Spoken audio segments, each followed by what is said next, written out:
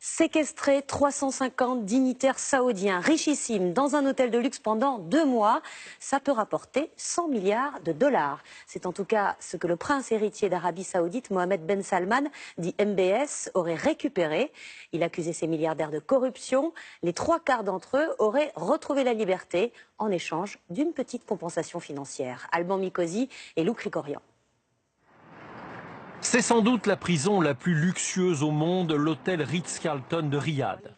Le prince héritier Mohammed bin Salman y retient depuis 2 mois 350 dignitaires saoudiens dans le cadre d'une vaste purge. Une équipe de la télévision britannique a pu s'y rendre discrètement. Impossible bien sûr de parler aux personnalités déchues, encore moins de les filmer à visage découvert. Les détenus peuvent disposer de tout le confort de l'hôtel, profiter de tout, sauf de la liberté. Dans des chambres bien gardées, on trouve un ancien ministre de l'économie, un autre en charge des finances, ou encore le prince milliardaire Al-Walid bin Talal, propriétaire à Paris de l'hôtel Georges V. À tous, un marché a été proposé. Rembourser les sommes liées à des actions de corruption que le régime leur impute, ou alors rester enfermés sans limitation de durée. Selon la télévision saoudienne, 75% des prisonniers ont payé un total de 100 milliards de dollars. Une somme incroyable, mais qui permet à ceux qui ont négocié d'être graciés. Le régime saoudien ne laisse au récalcitrant que peu de jours pour trouver un accord. Le 14 février prochain, l'hôtel est censé à nouveau être ouvert aux touristes. Que deviendront ceux qui n'ont pas transigé? Mystère.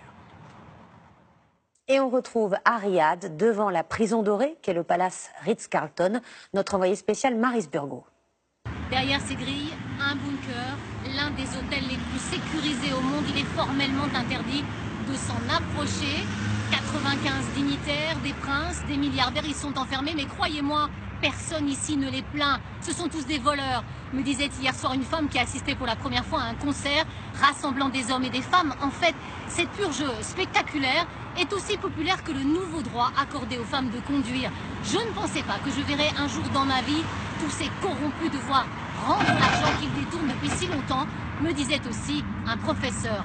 Alors, c'est vrai que personne ici n'oserait critiquer la nouvelle politique du prince Mohammed Ben Salman. Ce serait trop dangereux. Là s'arrête sans doute l'esprit d'ouverture de ce jeune monarque très autoritaire.